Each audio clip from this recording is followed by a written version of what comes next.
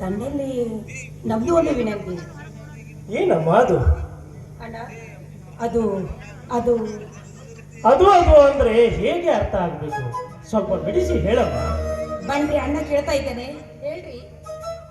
ಏನಿಲ್ಲ ಬಾಬಾ, ಬೆಳೆದ ಬೆಣ್ಣತ್ತಿ ಕಾಡುವ ಈ ಬಡತನಕ್ಕೆ ಸ್ವಲ್ಪ ಏನಾದರೂ ಸಹಾಯ ಮಾಡಬಹುದೆಂದು. ಅದು ಹೊಟ್ಟೆಗೆ ಏನು? ಹೃದಯ ವಿವಿಧವಾದ ಶಬ್ದಗಳು. ಹೇ ಭಾರತಾಂಬೆಯೇ, ನಿನ್ನ ಉದರದಲ್ಲಿ ಇನ್ನೂ ಇಂಥ ಎಷ್ಟು ಮಕ್ಕಳನ್ನು ಹೊತ್ತಿಕೊಂಡಿರ್ತೀಯಮ್ಮ. ಜಗಜ್ಜನನಿ ಎನಿಸಿಕೊಂಡಿರುವುದು ಅನ್ನಪೂರ್ಣೆ ಎಂದೆನಿಸಿಕೊಂಡರು. ನಿನ್ನ ಮಕ್ಕಳು ಅದಷ್ಟು ದಿನ ಅಂತ ಉಪವಾಸ ವನವಾಸ ಜೀವನ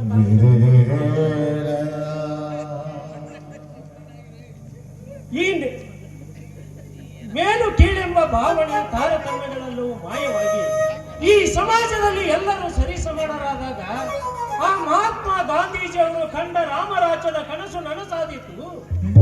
ನಿನಗೆ ಅನ್ನಪೂರ್ಣೆ ಎಂಬ ಹೆಸರು ಸಾರ್ಥಕವಾದೀತು ತಾಯೇ, ಸಾರ್ಥಕವಾದೀತು. ಏನಪ್ಪ ಶ್ರೀಧರ, ಹೆಂಡರು ಮಕ್ಕಳು ಮನೆಯಲ್ಲಿ ಉಪವಾಸ ಬಿದ್ದರು, ನನ್ನಲ್ಲಿ ಬಂದು ಒಂದು ಮಾತು ಹೇಳಬಾರ್ದಿತ್ತೇನೋ? ಹಾಗೇನಿಲ್ಲ ಬಾಬಾ, ಮುಂದಾಲೋಚನೆ ಇಲ್ಲದೆ ಬಂದರೆ ನಾಳೆ ಏನಾದರೂ ತೊಂದರೆಯಾಗಬಹುದೆಂದು ನಾನೇ ಬಂದಿಲ್ಲ.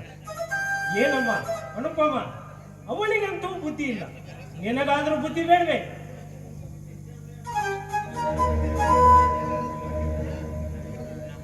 ಸತೀಶ, ಸುನಂದ, ನೀನಾದ್ರೂ ಒಂದು ಮಾತನ್ನು ಹೇಳಬಾರ್ದೇನೋ ನನಗೆ? ಸ್ವಾಮಿ, ನನಗೆ ಧೈರ್ಯ ಬರುವಂತ ಇಲ್ಲ. ಈ ನನ್ನ ಅಣ್ಣನ ಬಡತನವನ್ನು ಕಂಡು ನನ್ನ ಕರಳು ಕಿತ್ತಂತೆ ಆಗುತ್ತದೆ. ಅಣ್ಣ, ಈ ನನ್ನ ಧೈರ್ಯದಿಂದ ನಾನು ಏನು ಹೇಳಬೇಕು ಎಂದು, ಮುಂದೆ ಏನಾದರೂ ತೊಂದರೆ ಆಗಬಹುದೆಂದು ನನಗೆ ಯೋಚಿಸುತ್ತದೆ ನನ್ನ ಮನಸ್ಸು. ಎಷ್ಟೋ ಜನ ಯಾವುದೇ ಫಲಾಪೇಕ್ಷೆ ಇಲ್ಲದೆ ನನ್ನಿಂದ ಸಹಾಯ ಪಡೆಯುತ್ತಿರುವಾಗ ನಿನ್ನ ಅಣ್ಣನ ಬಗ್ಗೆ ನೀನಿಷ್ಟು ಸಣ್ಣ ಭಾವನೆ ತಾಳ್ಬೇಕೇನೆ? ಇಲ್ಲ ಬಾಬಾ, ನನ್ನ ತಂಗಿ ಹೇಳುವುದರಲ್ಲಿ ಸತ್ಯಾಂಶವಿದೆ. ಏಕೆಂದರೆ ಮುಂದೊಂದು ದಿನ ಏನಾದರೂ ತೊಂದರೆಯಾಗಬಹುದೆಂದು ಮುಂದಾಲೋಚನೆಯಿಂದ ಈ ಮಾತು ಹೇಳಿದ್ದಾಳೆ.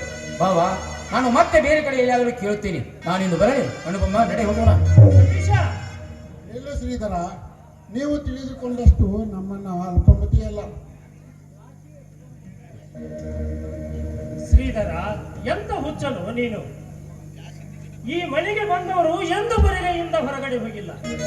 ಅಂತದರಲ್ಲಿ ಕೆರೆಯ ನೀರನ್ನು ಕೆರೆಗೆ ಚೆಲ್ಲಿ ಶಿವ ಕೊಟ್ಟ ಪ್ರಸಾದ ಶಿವನಿಗೆ ಸಲ್ಲಬೇಕೆಂಬುದು ನನ್ನ ಆಶಯ. ತೆಗೆದುಕೋ ಈ ಹಣ. ಬೇಡ ಬಾಬಾ, ಬೇಡ.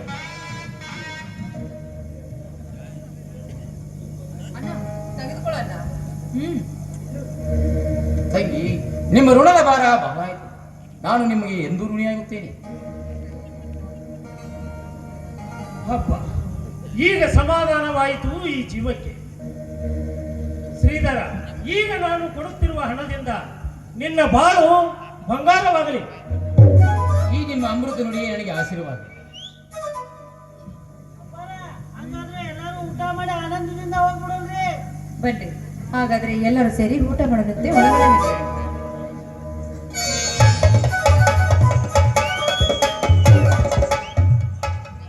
ಮಲ್ಲೇಶಿಗೆ ಊಟ ಮಾಡಿಕೊಂಡು ಹೋಗೋಣ, ನಮ್ಮದು ಸ್ವಲ್ಪ ಅರ್ಜೆಂಟ್ ಇದೆ. ಇಲ್ಲ ಅಪ್ಪ, ಊಟ ಮಾಡಿಕೊಂಡೆ ಹೋಗೋಣ ಎಲ್ಲರೂ. ಹಾ, ಹಾಗೆ ಹೋಗಲು ನಿಮ್ಮ ದನಿಗಳು ಬಿಡಬೇಕಲ್ಲ.